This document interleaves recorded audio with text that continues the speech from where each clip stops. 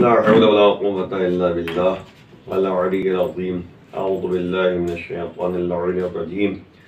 بسم الله الرحمن الرحيم. الحمد لله والصلاة على رب اشرح لي صدري ويسر لي أمري واحلل عقدة من لساني يفقهوا قولي. أما بعد.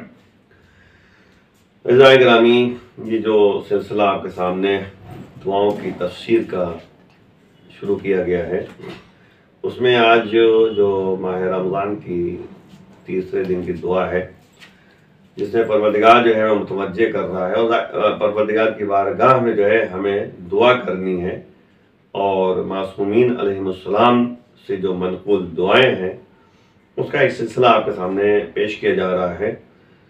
ظاہر سی بات ہے کہ ماہ رمضان دعاؤں کا مہینہ ہے، اور دعا کے سلسلے میں یہاں تک روایت موجود ہے کہ الدعاء سلاح المومن، دعا جو ہے مومن کا اسلحہ ہوا کرتا ہے۔ تو ظاہر سی بات ہے کہ دعاؤں سے جو ہے بیماری ٹھیک ہوتی ہے، دعاؤں کے ذریعے جو ہے انسان اگر چاہے تو قضا کو ٹال سکتا ہے۔ تو تمام چیزیں جو ہیں دعاؤں کے سلسلے میں قرآن میں بھی تذکرہ ہے اور حدیثوں میں بھی تذکرہ ہے۔ تو آج کی مخصوص دعا جو ہے آپ کے سامنے بیان کر کے چند باتیں اسی کے سلسلے میں بیان کی جائیں۔ اعوذ باللہ من الشیطان الرجیم، بسم اللہ الرحمن الرحیم۔ اللہم ارزقنی فیہ الذہن والتنبیہ وباعدنی فیہ من السفاہۃ والتمویہ واجعل لی نصیبا من کل خیر تنزل فیہ بجودک یا اجود الاجودین۔ تو ظاہر سے بات ہے کہ اس میں چند باتوں کی طرح متوجہ کیا جا رہا ہے۔ پروردگار بار الہ، اس مہینے میں مجھ کو ذہانت اور توجہ عطا کر، بے عقلی اور مکاری سے مجھ کو دور رکھ، اور اے تمام سخاوت کرنے والوں میں سب سے زیادہ سخی، جو کچھ کہ اس شب میں خیر اور بہتری ہے ان سب کو تو نازل کر دے۔ اس کے بعد اس میں میرے لیے بھی حصہ قرار دے دے۔ ظاہر سی بات ہے کہ دیکھیں دو تین باتوں پہ اشارہ کیا جا رہا ہے۔ پہلی بات یہ ہے کہ بار الہ یعنی اس مہینے میں ہم کو جو ہے ذہانت اور توجہ عطا کر۔ دیکھیں سب سے بڑی بات یہ ہے کہ عام طور پہ انسان جو بھی غلطیاں کرتا ہے، گناہ کرتا ہے، وہ عدم توجہ کی بنیاد پر کرتا ہے۔ وہ اور لوگ ہوتے ہیں جن کا دل سیاہ ہوتا ہے، وہ توجہ ہے بھی لیکن پھر بھی گناہ کرتے رہتے ہیں، اللہ کی نافرمانی کرتے رہتے ہیں۔ لیکن جو افراد ایسے ہوتے ہیں جن کا دل سیاہ نہیں ہوتا، وہ عدم توجہ اور بے توجہی کی بنیاد پر جو ہے وہ یعنی اللہ کی نافرمانی کرتے ہیں، خدا کی نافرمانی کرتے ہیں اور خلاف ورزی کرتے ہیں، گناہوں کی طرف متوجہ ہوتے ہیں۔ تو اسی لیے اس یعنی دعا میں جو ہے کہا جائے اللہم ارزقنی فیہ الذہن، پروردگار جو ہے ہمیں اس مہینے میں ذہانت عطا کر اور یعنی توجہ عطا کر، تاکہ ہم جو بھی کام کریں توجہ کے ساتھ کریں۔ لیکن جب توجہ ہوتی ہے تو معرفت کے نتیجے میں ہوتی ہے، شناخت کے نتیجے میں ہوتی ہے۔ جب انسان اللہ کو پہچانتا ہے، دین کو پہچانتا ہے، ماہ رمضان کی اہمیت کو جانتا اور پہچانتا ہے، تو وہی کام کرے گا جو توجہ کے ساتھ روزہ بھی رکھے گا، اللہ کی فرمانبرداری بھی کرے گا اور قرآن کی تلاوت بھی کرے گا۔ دیکھیے غور کیجیے گا، توجہ اگر ہے، ذہانت اگر ہے تو انسان قرآن سے صحیح استفادہ کرے گا، قرآن سے غلط استفادہ نہیں کرے گا۔ ظاہر سی بات جو افراد جو ہیں یعنی عقل کے اندھے ہوتے ہیں، ذہانت نہیں پائی جاتی، وہ قرآن کا غلط استعمال کرتے ہیں، قرآن کا صحیح معنی نہیں کر پاتے۔ اسی لیے ضرورت اس بات کی ہے کہ ہم اہل بیت سے وابستہ ہو کر اہل بیت کی باتوں کو سمجھیں اور اس پر عمل کرنے کی کوشش کریں، کیونکہ اہل بیت اطہار ہی قرآن کی مفسر ہیں، وہی قرآن کی تفسیر کرنے والوں میں سے ہیں۔ اور پھر جو ہے دعا مانگی جا رہی ہے وباعدنی فیہ، پروردگار اس مہینے میں ہم کو بد عقلی سے اور عدم توجہ سے دور رکھ۔ کیونکہ ظاہر سے بات ہے اگر بد عقلی پیدا ہو جائے تو انسان جو ہے عقل کا صحیح استعمال نہیں کرے گا۔ مکاری سے دور رکھ، اگر مکاری انسان کے اندر پیدا ہو جائے تو انسان جو ہے جب مکار ہوتا ہے تو جھوٹ بھی بولتا ہے، مکار ہوتا ہے تو پھر انسان عقل کا صحیح استعمال نہیں کر پاتا۔ اور وظائر سے بات ہے کہ دوسری بات ہے وَجْعَلْ لِي نَصِيبًا، نصیب مانے ہوتا ہے حصہ۔ پروردگار جو ہے من کل خیر تنزل فیہ، پروردگار جو ہے ہمیں یعنی جو کچھ اس مہینے میں ہر اس خیر سے، ہر خیر سے جس کو تو اس مہینے میں نازل کرتا ہے اس میں سے میرے لیے ایک حصہ قرار دے دے، نصیب قرار دے دے۔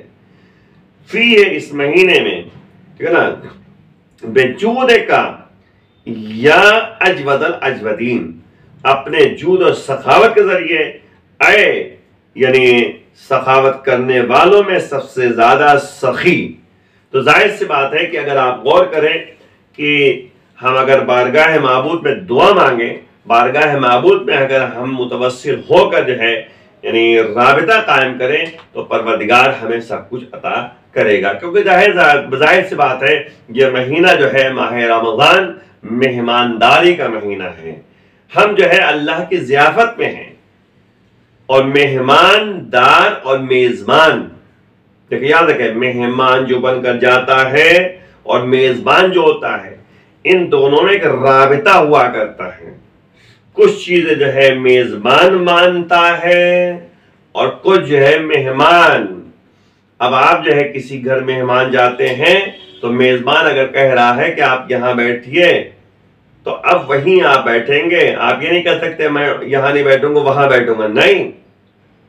اسی طرح جو ہے مہمان نے اگر کہہ دیا میزبان سے کہ میں جو ہے ایسی چائے پیتا ہوں، میں ایسا کھانا کھاتا ہوں، تو میزبان کیا کرتا ہے؟ مہمان کی بات کو مانتا ہے، اسی طریقے سے کھانے کا انتظام کرتا ہے، اسی طرح چائے کا انتظام کرتا ہے، اگر بغیر شکر کی ہے تو بغیر شکری بناتا ہے۔ تو یہ بات طے ہو گئی کہ مہمان جو چاہتا ہے میزبان کرتا ہے، میزبان جو چاہتا ہے وہی مہمان کرتا ہے۔ تو میزبان اور مہمان میں ایک رابطہ ہوا کرتا ہے۔ تو ہم اللہ کے مہمان ہیں تو ہمارے لیے ضرورت اس بات کی ہے کہ ہم جو ہے اس کو سمجھیں کہ ہمارا اللہ سے ایک رابطہ ہے۔ اللہ میزبان ہے، ہم مہمان ہیں۔ روزے دار ہے نا، روزے دار مہمان ہوتا ہے۔ تو اب ظاہر سی بات ہے کہ ہم روزے دار جب ہیں تو ہم اللہ سے جو مانگیں گے کیونکہ وہ سخی ہے، اجود الاجودین ہے، تو اجود الاجودین جب ہے تو اب جو کہتے ہیں کہ ہم سخاوت کرنے والوں میں سب سے زیادہ سخی وہ پروردگار ہے۔ اگر آپ غور کریں اہل بیت اطہار سخی ہیں، اتنے سخی ہیں کہ جب مولا کائنات سے یہ کہا گیا کہ حاتم طائی جو ہے وہ 40 دروازوں سے دیا کرتا تھا، تو مولا نے فرمایا کہ میں ایک دروازے سے اتنا دے دیتا ہوں کہ دوبارہ آنے کی ضرورت نہیں پڑتی۔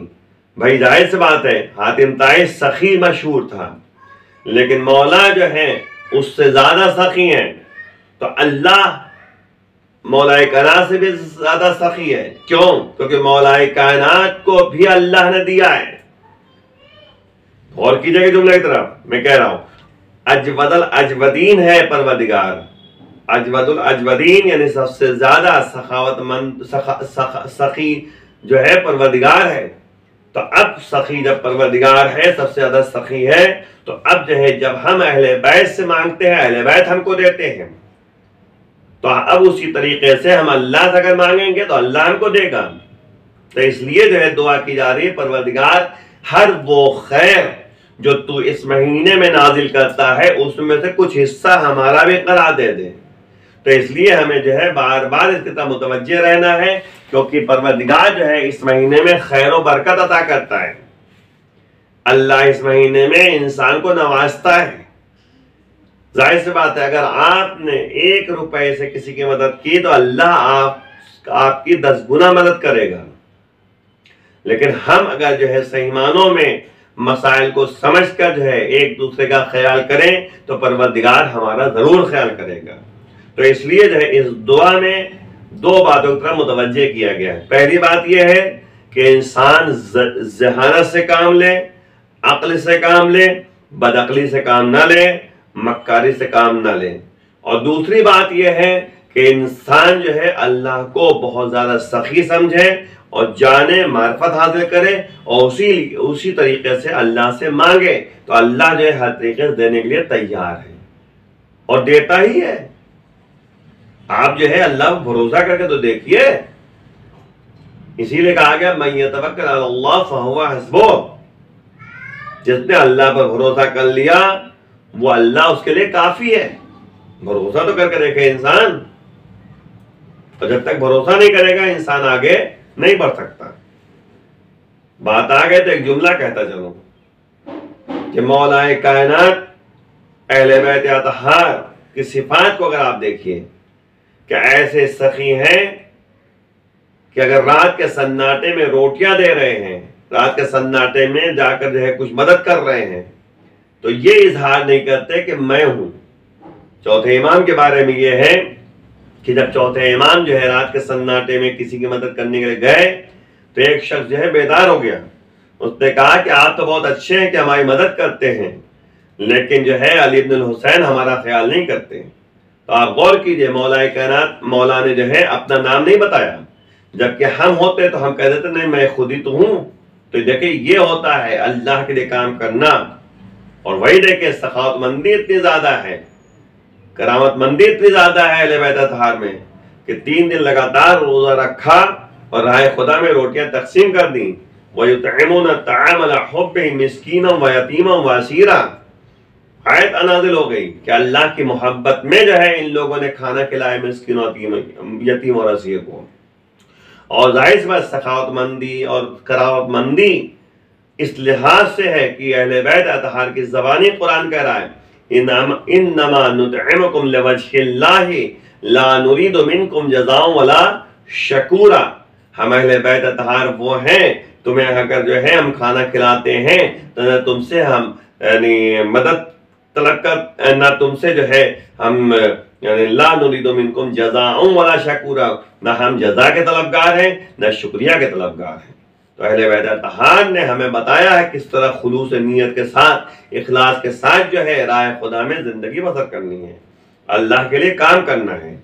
تو آئیے مل کے دعا کرتے ہیں پروردگار ہمیں اس مہینے میں جو ہے خلوص کے ساتھ اور اخلاص کے ساتھ بہترین زندگی بسر کرنے کی توفیق عنایت فرما۔